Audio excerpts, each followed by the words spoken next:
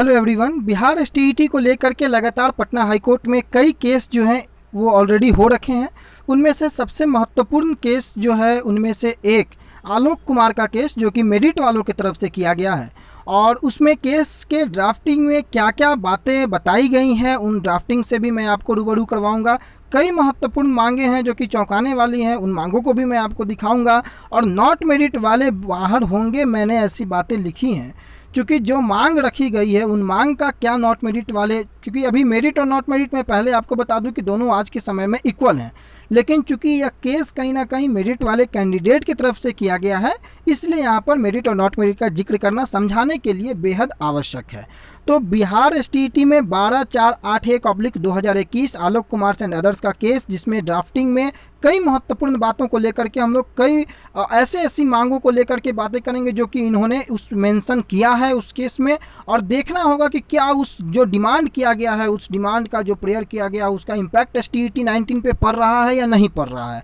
जो मांगे की गई हैं, जो डिमांड जो प्रेयर है उसमें क्या जो रिलीफ ये मांगे हैं वो रिलीफ मिलता हुआ नज़र आएगा भी या नहीं आएगा। सारे तथ्यों से, क्योंकि जितने कैंडिडेट एसटीईटी के हैं उन्हें यह जानना बेहद आवश्यक है कि बिहार एसटीईटी को लेकर के हाईकोर्ट में जो भी केस किया गया है उस केस का आधार क्या है, सभी लोगों को इसकी जानकारी होनी बेहद आवश्यक है। पिछले पीआईएल को लेकर के दिलीप कुमार झा का जो पीआईएल था मैंने उसकी भी ड्राफ्टिंग आपको दिखाई थी, और बिहार एसटीईटी के रिगार्डिंग जितने भी केस पटना हाईकोर्ट में हो रखे हैं प्रयास है कि, और उसमें शोध चल रहा है हमारे टीम के माध्यम से लगातार सारे जो केस किए गए हैं उनके ड्राफ्टिंग को लेकर के कि मांग क्या क्या है, और उन सभी मांगों को विश्लेषण के साथ वीडियो जो है सारे केसों का 1 बाय 1 मैं प्रयास करूंगा कि समय के अनुरूप उसको आपके तक पहुंचाया जाए, ताकि कैंडिडेट जो आज ये सोच रहे हैं कि केस से क्या इम्पैक्ट पड़ सकता है एसटीईटी में, ये वो दिस डैट कई तरह की बातें निकल करके आती हैं। वीडियो शुरू करने के पहले एक डिस्क्लेमर दे दिया जाए कि भाई एनसीटीई को मुद्दा बना करके जो मैंने पिछला वीडियो बनाया था एक, आपने अगर उस वीडियो को नहीं देखा हो तो जा करके देख लेंगे। कई लोगों का यह सवाल होता है कि एनसीटीई को लेकर के जो पत्राचार किया गया है बिहार सरकार एनसीटीई को एसटीईटी में फॉलो करती है या नहीं करती है, तो मैंने उसमें बड़ा विस्तार से बताया था। आज भी उसकी चर्चाएं कुछ होंगी, चूँकि जो ड्राफ्टिंग में अभी आपको दिखाऊंगा उन ड्राफ्टिंग को लेकर के कई चर्चाएँ होनी है। तो उस वीडियो को आप लोग अगर नहीं देखे हो तो पहले उसको देख लेंगे, उसके बाद आपको बहुत अच्छे तरीके से ये चीज़ें समझ में आएंगी। तो उम्मीद करते हैं कि आप इस वीडियो को अंत तक जरूर देखेंगे। वीडियो थोड़ा लंबा जरूर हो सकता है लेकिन कई महत्वपूर्ण जानकारियां जो कि आपके जानने योग्य हैं वो बेहद आवश्यक है आपको जानना बिहार एसटीईटी को लेकर के। इसलिए केस से रिलेटेड, चूंकि अब मामला कहीं ना कहीं हाईकोर्ट की तरफ ही मूव कर लिया है, सरकार ने आपको अब कोई भी बातें जो है वो अब बची नहीं है। सरकार के दृष्टिकोण से सरकार ने सारी बातों को जो है वो क्लियर कर रखा है। मामला हाईकोर्ट की तरफ है, नजरें हाईकोर्ट की ओर है कि हाईकोर्ट से क्या निकल करके आता है, और हाईकोर्ट से तो वही चीज़ निकल करके आएगा जिस चीज़ के रिलीफ को लेकर के आप हाईकोर्ट में गए हैं। तो आज उन सारी चीज़ों को मैं आपको यहाँ पर दिखाता हूँ। बिना वक्त गंवाए शुरू करते हैं, और चैनल पर जो लोग नए होंगे उनसे रिक्वेस्ट होगा कि भाई चैनल को आप लोग जरूर सब्सक्राइब कर लें और बेल आइकन को जरूर प्रेस कर ले ताकि कोई भी नोटिफिकेशन आप तक सबसे पहले पहुंच सके। देखिए ये इनका ड्राफ्टिंग है और इसमें जो महत्वपूर्ण मांगे इन्होंने की है, यहाँ देखिए आप सिनॉप्सिस को, और सबसे मेन पॉइंट में मैं रिलीफ में आपको चलता हूँ। चाहे सिनॉप्सिस को आप देख सकते हैं पॉज करके, लेकिन चूंकि 30 पेज का ये ड्राफ्टिंग है इसलिए मैं डायरेक्ट आपको टू द पॉइंट जो मुख्य बिंदु हैं उन पे लेकर के चलता हूँ और उसका इम्पैक्ट क्या होगा वो उन सारी चीज़ों को मैं आपको बताने का प्रयास करता हूँ। सबसे पहले यहाँ पर आप देखिए कि ये फॉलोइंग रिलीफ, ये रिलीफ को लेकर के इनका जो ये मुख्य रिलीफ है आप देखिए कि क्या इन्होंने मांग किया है। सबसे पहला कि for direction upon the respondent authority to prepare merit list of secondary teacher eligibility test 2019 strictly as per terms and condition stipulated in the advertisement pairing press communique number PR 373/2019 duly publish by the BSEB यानी Bihar school examination board in the light instruction issued by the director secondary education Bihar Patna. इनका यहाँ पर कहना है ए number point में कि जो advertisement के अकॉर्डिंग जो मेरिट लिस्ट बनाने की जो बातें कही गई थी, रिस्पोंडेंट को यह डायरेक्शन दिया जाए कि जो डायरेक्टर सेकेंडरी के माध्यम से उनके दिशा निर्देश से जो उनके असाइन हो करके जो नोटिफिकेशन BSEB ने निकाला था उसके अकॉर्डिंग जो मेरिट लिस्ट बनाने की जो बातें कही गई थी उस मेरिट लिस्ट को प्रिपेयर करने के लिए ये जो रिस्पोंडेंट अथॉरिटी है उनको डायरेक्शन देने की बातें यहाँ पर सबसे पहला रिलीफ यही है। दूसरा महत्वपूर्ण रिलीफ को आप देखें यहाँ पर B नंबर में, जो कि कई कैंडिडेटों को जो है वो निराश कर सकता है जो कि नॉट इन मेरिट वाले हैं, चूँकि इसी लेटर को लेकर के आप मेरिट और नॉट मेरिट को इक्वल किया गया था। और मैं आपको बता दूं कि निराश बिल्कुल नहीं होना है। यहाँ पर इनका डिमांड है for questioning the order content memo number 414 dated 26/6/2021 issued under the signature of the deputy secretary education department Bihar Patna as the same is wholly arbitrary unreasonable discriminatory and contrary to the terms and conditions stipulated in the advertisement contained in press communique 373/2019। यानी कि यहाँ भी जो notification 373/2019 का हवाला देते हुए जो 26 को जो लेटर निकाला गया था जिसमें मेरिट नॉट मेरिट को इक्वल करके उन्हें क्वालिफाइड दर्शाया गया था, उस लेटर को क्वैश करने की मांग, क्वैश करने का रिलीफ यहाँ पर इनके द्वारा मांगा गया है। सबसे पहले मैं बता दूं कि यह लेटर को अगर आप क्वैश करने की बात करते हैं तो सबसे पहले आपको इस चीज़ की जानकारी होनी चाहिए कि यह जो लेटर इशू हुआ था, जो कमेटी रिपोर्ट की बातें आगे भी इस ड्राफ्टिंग में भी की गई हैं, उन सभी चीज़ों से मैं आपको रूबरू करवाऊंगा, लेकिन कहीं ना कहीं यह लेटर एनसीटीई के गाइडलाइंस को मद्देनज़र रखते हुए यह लेटर कमेटी रिपोर्ट के आधार पर इशू किया गया था। और यह लेटर को क्वैश करने का मतलब है कि आपका एनसीटीई को कहीं ना कहीं चैलेंज करना, और अगर आपने एनसीटीई को चैलेंज कर रखा है तो क्या एनसीटीई को आप चैलेंज करके वो चैलेंज कोर्ट में एक्सेप्टेबल हो पाएगा, कितने देर तक टिक पाएगा, इन सभी मुद्दों को लेकर के मैंने वीडियो, इसलिए मैंने शुरू में ही बताया कि एनसीटीई बहुत इंपॉर्टेंट होने वाला है। आप एनसीटीई को चैलेंज नहीं कर सकते हैं, क्योंकि एनसीटीई जब 2011 वालों की वैलिडिटी को बढ़ा सकती है और बढ़ा दी है तो 2019 वाले को लेकर के एनसीटीई के गाइडलाइंस के मुताबिक, क्योंकि बिहार सरकार शिक्षा विभाग एनसीटीई के गाइडलाइंस को सामान्यतः साधारणतः फॉलो करता है, और उस आधार पर जो गाइडलाइंस 1 से 8 के लिए इशू किया जाता है वही गाइडलाइंस जो है वो सेकेंडरी और सीनियर सेकेंडरी के लिए भी इशू किया जाता है। इसकी प्रामाणिकता भी मैंने आपको दे रखी है नोटिफिकेशन के 7 के अंगा नंबर पॉइंट में, आप जाकर के देखेंगे तो उसी नोटिफिकेशन के आधार पर एनसीटीई का लाभ उठा करके आपने कहीं ना कहीं उस एग्जामिनेशन में आपने एलिजिबल हुए हैं आप, और आप उस एग्जामिनेशन में एनसीटीई के गाइडलाइंस मान्यता मापदंड क्रियाविधि का लाभ उठा करके आगे नीचे मैं आपको उस नोटिफिकेशन को भी दिखा दूं जिस नोटिफिकेशन की मैं बात कर रहा हूं, जिसको लेकर के मैं अभी समझाना चाह रहा हूं। यहाँ पर देखिए 7 नंबर का अंगा नंबर पॉइंट को आप देख सकते हैं, अधिसूचना 1142 को डिटेल डिस्कशन मैंने उसमें कर रखा है, तो इसी का लाभ उठा करके आप उसमें सम्मिलित भी हुए हैं, आप क्वालिफाई भी हुए हैं, और संजोग से आप कई लोग मेरिट में भी आए हैं, और एक तरफ आप एनसीटीई का फ़ायदा उसी नोटिफिकेशन से उठा करके आप आगे बढ़ते हैं, उसमें एलिजिबल होते हैं, और दूसरी तरफ आप उसी एनसीटीई के गाइडलाइंस का विरोध करते हैं, और उसके विरोध करने के मद्देनज़र उस लेटर को क्वैश करने की बात करते हैं। 26 तारीख को जो लेटर निकला था, तो ये कहाँ तक सही है और कहाँ तक नहीं है ये तो माननीय हाईकोर्ट में पता लग जाएगा, लेकिन क्या एनसीटीई बिहार के सेकेंडरी और सीनियर सेकेंडरी में लागू होता है या नहीं होता है, इसकी प्रामाणिकता मैंने आपको दे रखी है, और ज़रूरत के हिसाब से समय के अनुरूप मैं यहाँ से लेकर के सुप्रीम कोर्ट तक के भी ये प्रमाणित कर सकता हूँ कि एनसीटीई जो है वो आपको एसटीईटी में लागू होता है। आगे मैं आपको लेकर के चलूँ, चूँकि वीडियो काफ़ी लंबा ना हो जाए, कई बिंदु हैं जिसको डिस्कशन करना बेहद आवश्यक है, और मुख्य बिंदुओं पर जो है वो फोकस करना बहुत ज़रूरी है, तो उन बिंदुओं की ओर मैं आपको लेकर के चलता हूँ। और आगे मैं बात करता हूँ, लेटर क्वेश्चनिंग की तो बात हो गई, आप यहाँ पर देख सकते हैं। सी नंबर पॉइंट पे आप आ जाइए। यहाँ पर सी नंबर पॉइंट में इनका जो डिमांड है, to declare that any subsequent decision taken by the state government department of education contrary advertisement press communique number, यहाँ मैंने 373/2019, यानी कि डायरेक्ट फोकस इनका नोटिफिकेशन पर है, और इनका यह मानना है सी नंबर पॉइंट में कि ये जो है कानून के नज़र में सही नहीं है, जो डिसीजन गवर्नमेंट ने लिया है तो यह कानून के नज़र में सही नहीं है, ये इनका तीसरा मांग है। अब अन्य मांगों की ओर आप चले, देखिए कई लोग, यह भी बात आपको मैं बता दूं कि यह मांग कर रहे हैं कई लोग कि एसटीटी मार्क्स के अकॉर्डिंग होना है। मैंने भी कई वीडियो इसमें बनाया है कि भाई पहले एसटीटी मार्क्स के अकॉर्डिंग होना चाहिए, लेकिन आपके ड्राफ्टिंग में क्या कुछ लिखा गया है आप उस चीज़ को पहले समझें, उसके बाद यह तय करें कि क्या एसटीटी मार्क्स के आधार पर यहाँ पर मांग की गई है या नियोजन की मांग की गई है। देखिए यहाँ पर क्या बोला गया है कि for direction to the respondent authority to initiate the process of नियोजन ऑफ सेकेंडरी टीचर, फिर से सुनिए, for direction to the respondent authorities to initiate the process of niyojan of secondary teacher on the basis of merit list STT 2019 candidate 21/6/2021 in accordance with terms and condition, यानी कि advertisement का फिर हवाला देते हुए यह कहा गया है कि नियोजन की जो प्रक्रिया है, उस नियोजन की प्रक्रिया में मेरिट लिस्ट के आधार पर ही कैंडिडेटों को जो है आगे जो रिस्पोंडेंट अथॉरिटी है उनको यह कहा जाए कि प्रोसेस जो है नियोजन का वो मेरिट लिस्ट के अकॉर्डिंग बढ़ाया जाए। ये इनका एक डिमांड है कि कोर्ट इस पे कोई डायरेक्शन दे दे। अगला आप यहाँ पर देख सकते हैं कि 26/6 के लेटर को लेकर के ही यहाँ मुख्य मांगे जो है वो की गई हैं, लेकिन बाकी चीज़ें जो इंपॉर्टेंट नहीं है वो मैं आपको जल्दी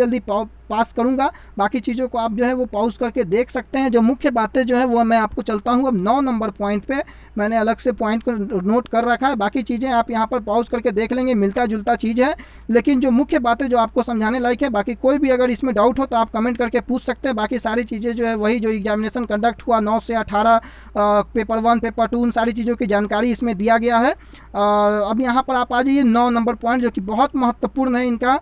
9 नंबर पॉइंट में द क्लाउज 2 का क, 2 का क जो है चयन प्रक्रिया को लेकर के बातें यहाँ पर की जा रही हैं। Advertisement clearly stipulated that the merit list shall be prepared subject wise and category wise equal to the post as made available by the department, यानी कि वही कोटिवार श्रेणीवार कुल रिक्तियों के बराबर रिजल्ट की बातें यहाँ पर भी दोहराई गई हैं। और इस पर मैंने कई वीडियो जो है वो बना रखा है। एक पिछला वीडियो मैंने नोटिफिकेशन को लेकर के जो बनाया था, जिसमें 2 का क और 12 यानी कि 9 और 10 का इनका जो पॉइंट है उस पर बहुत अच्छे तरीके से मैंने समझाने का प्रयास किया है। आपने वो वीडियो नहीं देखा, जाके देख लेंगे, वो क्लियर हो जाएगा। 10 नंबर पॉइंट देखिए, इनका मुख्य डिमांड है कि क्लाउज 12 के तहत जो एडवर्टीजमेंट कह रहा है, advertisement it has been stipulated that the merit list of qualifying candidate shall be prepared subject wise category wise equal to the post and the STT certificate shall be issued accordingly meaning thereby, यानी कि यहाँ कहना है इनका कि 12 number point के तहत ये कह रहे हैं कि जो लोग क्वालिफाई यानी कि जो लोग मेरिट लिस्ट में है केवल उन्हीं को सर्टिफिकेट मिलना चाहिए, जिसको लेकर के मैंने ऑलरेडी आपको बता रखा है कि ऐसा कभी संभव नहीं है, सर्टिफिकेट सभी को मिलेगा।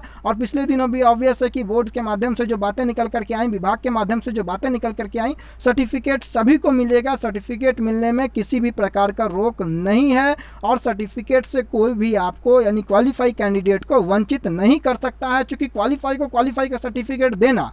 कैंडिडेट ने एग्जाम दिया है, अब उस एग्जाम में उसका क्या मार्क्स है भाई, वो उस एग्जाम में क्या पोजीशन है, वो तो भाई सर्टिफिकेट उनको मिलना ही होगा। मिलने से कोई भी ताकत उन्हें नहीं रोक सकती अकॉर्डिंग टू मी। अब आगे हम अगले पॉइंट की ओर मूव करते हैं। तो अगला पॉइंट आप देख सकते हैं कि दैट द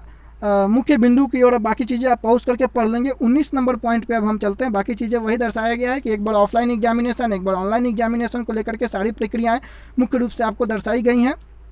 77-93 केस का भी हवाला इसमें एक बार दिया गया है, जो 106 कैंडिडेट का री एग्जामिनेशन। हाँ, 19 नंबर पॉइंट बड़ा इंपॉर्टेंट है। 19 नंबर पॉइंट को समझने वाला है कि इनका यह कहना है कि जब 3 विषयों का that after the result of 3 subjects published 21/6/2021, large number of aggrieved candidate protested the result and the matter went up to the state government, यानी कि जब 21 तारीख को जब रिजल्ट प्रकाशित किया गया तो उस रिजल्ट से नाराज होकर के लार्ज नंबर ऑफ जो नाराज कैंडिडेट जो थे, जो कि उस रिजल्ट से नाखुश कैंडिडेट थे, उन लोगों ने प्रोटेस्ट किया और उस प्रोटेस्ट के कारण मैटर जो है वो स्टेट गवर्नमेंट तक गया। अब स्टेट गवर्नमेंट जाने के बाद क्या होता है, 20 नंबर पे आप देखिए, इनका कहना है कि that the department of education Bihar Patna thereafter constituted a committee vide departmental order bearing memo 413 22/6/2021 for looking into the grievances of the candidate, यानी कि इनका यह मानना है या यह दर्शाना चाहते हैं, मे बी जिस तरीके से इनको यह कहना है कि जब स्टूडेंट ने प्रोटेस्ट, जो नाखुश कैंडिडेट थे, रिजल्ट आने के बाद वो प्रोटेस्ट किए, मैटर आपको स्टेट गवर्नमेंट के पास किया और स्टेट गवर्नमेंट के पास जाने के बाद उन्होंने क्या किया कि कमेटी का जो है वो एक गठन किया, जो कि 22/6 के लेटर के हिसाब से आपको मालूम होगा कि कमेटी के आधार कमेटी का गठन करके 2019 वाले कैंडिडेटों के लिए इनका कहना है कि अनुशंसा हेतु जो कमेटी गठित की गई थी उसका हवाला यहाँ दिया जा रहा है कि इनके ग्रीवांसेस को देखने के लिए एक कमेटी का गठन किया गया। तो इनका यहाँ पर यह उद्देश्य जरूर हो सकता है कि भाई स्टूडेंट जो नाखुश थे उनके दबाव में आकर के सरकार ने जो है यह निर्णय कहीं ना कहीं उस कमेटी के गठन के बाद कमेटी रिपोर्ट के आधार पर यह निर्णय लिया और मेरिट नॉट मेरिट को इक्वल कर दिया। मुख्य बातें यहाँ पर ध्यान देने वाली है कि एक तो विभाग जो है वो किसी के दबाव में काम नहीं करती है, आसानी से ये बातें जो है वो कोर्ट के पटल पर जाकर के विभाग बोल देगा आपका, ये बात विभाग किसी के दबाव में काम नहीं करते हैं, नंबर 1। दूसरा नंबर कि कमेटी जो गठित किया गया था वो कहीं ना कहीं आप देखेंगे तो 2011 जो मैटर था, 2011 वाले कैंडिडेटों का मैटर था, उनकी वैलिडिटी की तो एंड हो चुकी थी। अब NCTE का जो गाइडलाइन आया कि उनकी वैलिडिटी को लाइफ टाइम करनी है, तो उनकी वैलिडिटी को लाइफ टाइम करने के लिए उन पर अनुशंसा करने के लिए कमेटी गठित की गई। उस दरमियान यह मैटर STET वाला 21 तारीख को आपको आता है, तो इसमें STET 19 वाले मैटर को लेकर के भी उसमें यह रिपोर्ट दिया गया या मैटर को बताया गया कि भाई इन पर भी क्या किया जा सकता है, इनको विचार हेतु इनको भी सम्मिलित किया गया उस कमेटी में कि भाई इनके बारे में भी कमेटी विचार करे कि क्या किया जा सकता है। और उस आधार पर 4 सदस्यीय कमेटी ने यह रिपोर्ट तैयार करके शिक्षा विभाग को दिया कि भाई एनसीटीई के गाइडलाइन के आधार पर जब वैलिडिटी 2011 वाले क्वालिफाई कैंडिडेटों को 7वें चरण में मौका मिल सकता है, 6ठे चरण में उनको मिल रहा है, तो फिर क्यों नहीं एसटीईटी 19 के क्वालिफाई कैंडिडेटों को मौका मिलना चाहिए। और एनसीटीई के गाइडलाइन जो कि लाइफ टाइम वैलिडिटी सभी क्वालिफाई कैंडिडेटों के लिए थी, और उस आधार पर सभी क्वालिफाई कैंडिडेटों को एनसीटीई के गाइडलाइन के आधार पर और नैसर्गिक न्याय के सिद्धांत पर, चूंकि 2011 वालों की जब वैलिडिटी बढ़ रही है तो फिर इनकी भी वैलिडिटी बढ़नी चाहिए,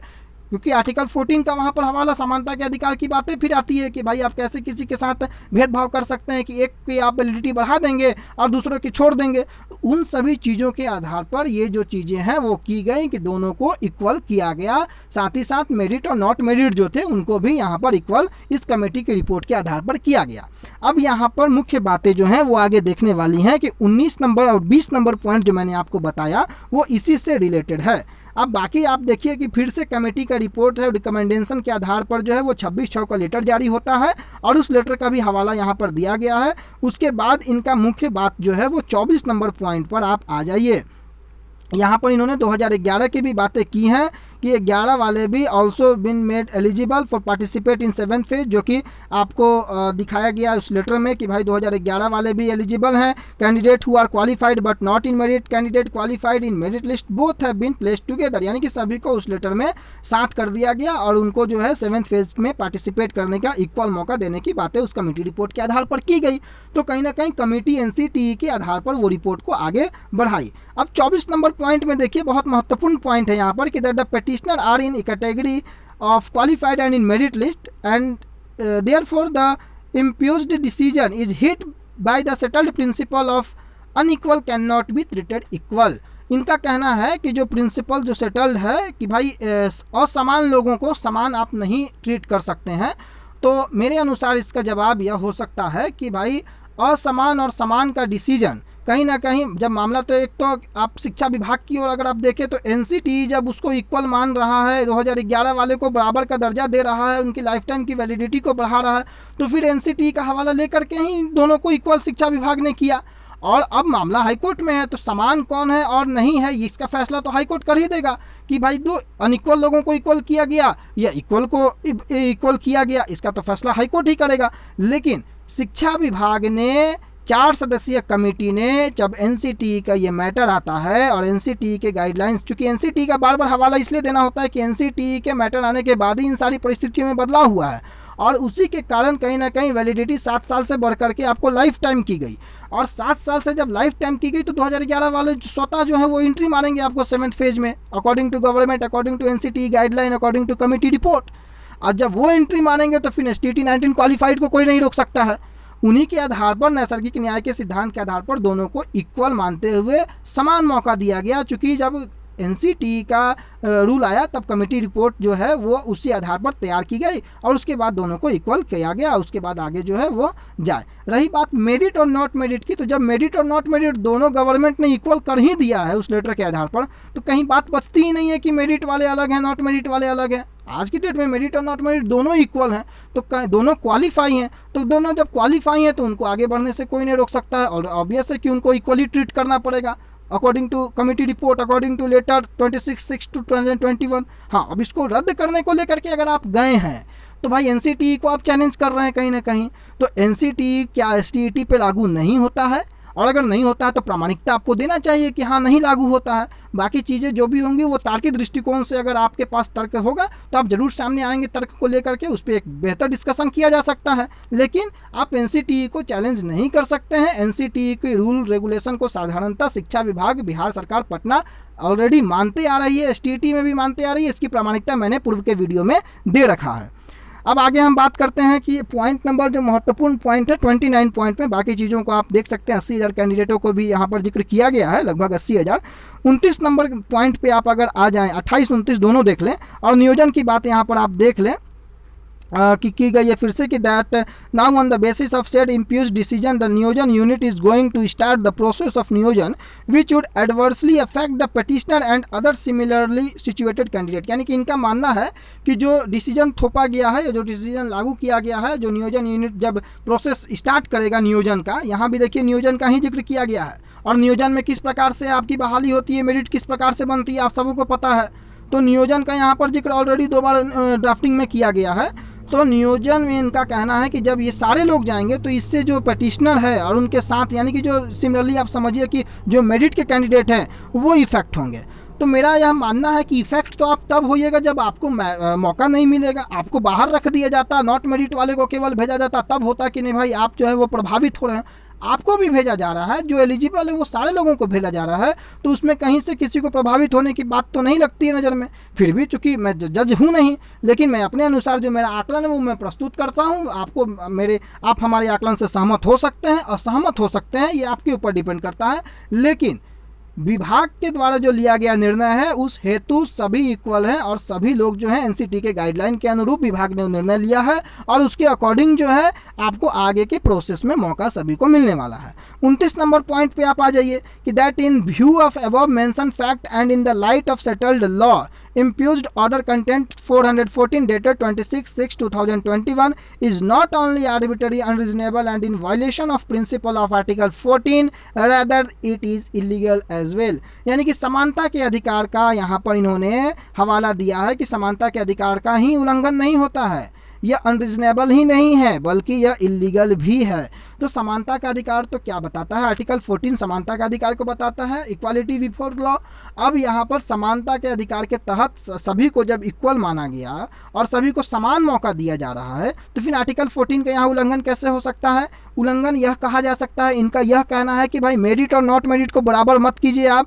क्योंकि मेरिट और नॉट मेरिट को बराबर करके आप जो है कहीं ना कहीं 2 अनइक्वल लोगों को इक्वल कर रहे हैं। तो जब मेरिट और नॉट मेरिट को सरकार ने एनसीटी के गाइडलाइन के आधार पर जब वैलिडिटी बढ़ गई, सभी क्वालिफाई को आपको लाइफ टाइम वैलिडिटी देना है, सर्टिफिकेट देना है, तो आप आगे की नियोजन इकाई में आप उनको कैसे मौका नहीं दे सकते हैं। ये कहीं से निर्धारित नहीं था कि इन सीटों पर जो है केवल मेरिट वाले ही आगे बढ़ेंगे। इनमें जब सरकार ने यह कह दिया है कि यह मेरिट नियुक्ति की मेरिट नहीं है, जब सरकार ने यह कह दिया है कि यह मेरिट अर्थहीन है, तो फिर यह मेरिट जब नियुक्ति की मेरिट नहीं है तो फिर मेरिट और नॉट मेरिट की बात ऑलरेडी उस लेटर के माध्यम से निरस्त हो चुकी है। दोनों इक्वल क्वालिफाई हैं तो सभी क्वालिफाई को मौका मिलेगा। फिर आर्टिकल 14 तो मौका नहीं मिलने पर आर्टिकल 14 का जो है वो उल्लंघन होगा। मौका मिलने पर उल्लंघन की तो बातें ऐसा तो नहीं लग रही है कि उल्लंघन होगा, क्योंकि अगर आपको मौका नहीं मिलता, केवल नॉट इन मेरिट को मिलता या केवल मेरिट को मिलता, तब आर्टिकल 14 की बात हो सकती थी। लेकिन जब गवर्नमेंट ने तीनों को बराबर करके 2011 के साथ एनसीटी की गाइडलाइन का हवाला देते हुए जब तीनों को इक्वल आगे भेजने का बात किया है, तो आर्टिकल 14 की क्या उल्लंघन हो रहा है नहीं हो रहा है ये आप लोग अभी भी अंदाज़ा लगा सकते हैं। बाकी चीज़ों को आप देख सकते हैं कि यहाँ पर अब ग्रीवांसेस जो इनके है उसको लेकर के ये जो कोर्ट है उस पर अपील करते हुए नज़र आ रहे हैं कि भाई इनको लेकर के इनको सहूलियत दिया जाए। अब इनका एक रिप्रेजेंटेशन भी है, जो कि रिप्रेजेंटेशन आपको देखना चाहिए कि इन्होंने जो शिक्षा विभाग में इन्होंने भेजा जो था उसको भी मैं आपको दिखा दूं। उसमें भी कुछ मांगे इनकी थी, जो कि मुख्य रूप से मांगे हैं कि एसटीईटी के मूल विज्ञापन के कंडिका 2 की वही बातें हैं। मुख्य बातें यहाँ पर आप देख सकते हैं कि एसटीईटी 2019 की जो इन्होंने दिया था शिक्षा विभाग को, या आपको यह इन्होंने दिया था शिक्षा विभाग को। हाँ, यहाँ देखिए सुप्रीम कोर्ट ने अपने जजमेंट में भी दोहराया है कई बार कि मूल विज्ञापन की शर्तों का उल्लंघन नहीं हो सकता है। ये इनका जो रिप्रेजेंटेशन इन्होंने दिया था उसमें ये मुख्य बातें हैं। दूसरा है कि माननीय माध्यमिक शिक्षा निदेशक का 30/8/2019 के लेटर का भी इन्होंने जिक्र किया है, और साथ ही साथ कमेटी रिपोर्ट के आलोक में 2011-2019 की परीक्षा बिल्कुल अलग है, जिसमें न्यूनतम कट ऑफ अलग अलग थे। 2019 की ऑनलाइन माध्यम से की गई थी, नॉर्मलाइजेशन है, एसटीईटी पात्रता। लेकिन ठीक है, जो कुछ भी बातें हैं, लेकिन आप यह बात से तो नहीं नकार सकते हैं ना कि स्वरूप भले कुछ था लेकिन है तो ये पात्रता, ये तो आप भी मान रहे हैं। और जब ये पात्रता परीक्षा है तो भाई इसका स्वरूप प्रतियोगी है या नहीं है वो मैटर तो करेगा नहीं करेगा वो अलग बात है, लेकिन आप इसको पात्रता से तो आप इनकार नहीं कर सकते हैं। यानी कि ये आप भी कहीं ना कहीं ये मान रहे हैं कि भाई एसटीईटी 2019 जो है वो एक पात्रता परीक्षा ही है, स्वरूप भले प्रतियोगी था, ये बात को मैं मान रहा हूँ, आप भी मान रहे हैं, लेकिन पात्रता से भी तो आप इनकार नहीं कर सकते। और पात्रता परीक्षा में जो लोग भी न्यूनतम कट ऑफ पार करते हैं वो पात्र हो जाते हैं, ये बातें सरकार कह रही है। तो बाकी चीज़ें आपको बिल्कुल स्पष्ट होनी चाहिए। अब चौथा नंबर पॉइंट आप देख लेंगे कि कमेटी रिपोर्ट का हवाला देते हुए मेरिट नॉट मेरिट को दोनों को इक्वल कर दिया गया, और उसके बाद कमेटी रिपोर्ट का यहाँ भी हवाला दिया गया कि कमेटी ने दोनों को समान घोषित कर न्यायोचित नहीं किया है और संविधान का उल्लंघन भी है। माननीय सर्वोच्च न्यायालय ने अपने कई न्याय निर्णयों में इस बात का उल्लेख किया है कि किसी भी पब्लिक सर्विस की भर्ती की प्रक्रिया में मेरिट की उपेक्षा नहीं किया जा सकता और समानता के अधिकार के यह विरुद्ध है। साथ ही साथ विज्ञापन का भी उल्लंघन है, क्योंकि विज्ञापित सीटों के अनुरूप ही अभ्यर्थियों को पात्रता प्रमाण पत्र देने की बात कही गई है। तो इसका जवाब तो मैंने आपको दिया कि भाई प्रमाण पत्र देने से कोई नहीं रोक सकता है। दूसरी बात कि इसमें कहीं भी मेरिट की उपेक्षा की बात जो की जा रही है, जब सरकार इसको मान रही है कि ये मेरिट नियुक्ति की मेरिट नहीं है, तो इसमें मेरिट की उपेक्षा की तो बात कहीं है नहीं। जब सरकार खुद यह बात मान रही है कि भाई आपके उन सीटों पर आपका अधिकार नहीं है, उन सीटों के अकॉर्डिंग जो है मेरिट को नियुक्ति की मेरिट ना माना जाए, ये पात्रता की मेरिट है, तो बाकी चीज़ें स्पष्ट हो रही हैं। बाकी तो न्यायालय है, न्यायालय अपना निर्णय देगा ही, सर्वमान्य होगा निर्णय। और शुभकामनाएं हैं कि जो लोग भी कोर्ट में जाते हैं वो जीतने की उम्मीद से ही जाते हैं। सभी को शुभकामनाएं हैं कि आप जीतें, आपका भी भविष्य जो है वो मंगलमय हो। पांचवा पॉइंट आप देखें, बहुत महत्वपूर्ण है कि गौर करने वाली बात है कि NCTE के द्वारा टेट के संदर्भ में कोई भी गाइडलाइन 1 से 8 वर्ग के TET परीक्षाओं के लिए जारी की गई है। जिन पत्रों का हवाला दिया जा रहा है उन पत्रों की कॉपी संलग्न किया गया है। देख लिया जाए कि सारी शर्तें 1 से 8 तक की टेट परीक्षाओं के लिए ही है, ना कि माध्यमिक शिक्षक पात्रता परीक्षा के लिए। और अगर ऐसा होता तो NCTE की कोई गाइडलाइन 2011-19 STET के कट ऑफ में अंतर नहीं रहता। सबसे पहली बात मैं यहाँ पर बता दूं कि NCTE की गाइडलाइन STET में भी लागू होती है। इसका मैंने प्रमाण नोटिफिकेशन के आधार पर ही दे दिया है। अगर उससे भी संतुष्टि ना हो तो आने वाले वीडियो में मैं सुप्रीम कोर्ट तक जो NCTE का गाइडलाइन STET बिहार STET को लेकर के है उसको भी मैं आने वाले वीडियो में दिखा दूंगा। दूसरी बात कि STET में NCTE की गाइडलाइन को आप खुद यह बात यहाँ पर कह रहे हैं कि अगर NCTE की गाइडलाइन अगर है तो कट ऑफ में अंतर नहीं रहता, यानी कि आप यह मान रहे हैं कि अगर गाइडलाइन होती तो ये सही चीज़ है कि आप ऐसा मान रहे हैं। और कट ऑफ में अंतर क्यों है नहीं है ये चीज़ें आप स्पष्ट कर ले कि सरकार NCTE के गाइडलाइन को अक्षरशः पालन ना करके साधारणतः पालन करती है, ये बात बताई है। सरकार अपनी परिस्थितियों के अनुरूप निर्णय लेने के लिए स्वतंत्र हैं। सभी राज्य अपने अपने परिस्थितियों, अपने अपने संसाधनों के अनुरूप ही निर्णय लेने के लिए स्वतंत्र हैं और उस पर किसी भी प्रकार की बाधा नहीं आएगी। तो NCTE के रूल को सरकार ने साधारणतः अप्लाई किया है और पूर्व में भी करते आई है। इस कारण से किसी एक पॉइंट के आप पकड़ करके NCTE की पालन नहीं होती है STET में, ये आप प्रमाणित नहीं कर सकते हैं। इन सभी चीज़ों को आप बखूबी ध्यान में रखें और शायद कई लोग इससे सहमत भी हैं। तो बाकी चीज़ों को लेकर के आप देख सकते हैं, सारी चीज़ों को मैंने स्पष्ट किया। वीडियो काफ़ी लंबा हो गया लेकिन कई चीज़ें थी जो कि स्पष्ट करना था और इस वीडियो को बनाने का मुख्य उद्देश्य भी यही था कि जो कन्फ्यूजन व्याप्त है लोगों के मन में, तो आप इस चीज़ों को जानें कि मुख्य मांग क्या है और उन मांगों को लेकर के किस प्रकार से लोग आगे बढ़ रहे हैं, उनसे क्या बेनिफिट। इससे किसी प्रकार का जो डरने की कोई आवश्यकता नहीं है। इन केस को लेकर के जो किया गया है, माननीय हाईकोर्ट और शिक्षा विभाग इसका उचित जवाब जो है और उचित जजमेंट निकल करके आएगा, सभी अभ्यर्थियों के हित में निकल करके आएगा। ऐसी उम्मीद और शुभकामनाओं के साथ इस वीडियो को यहीं बंद करते हैं। आपका बहुत बहुत धन्यवाद।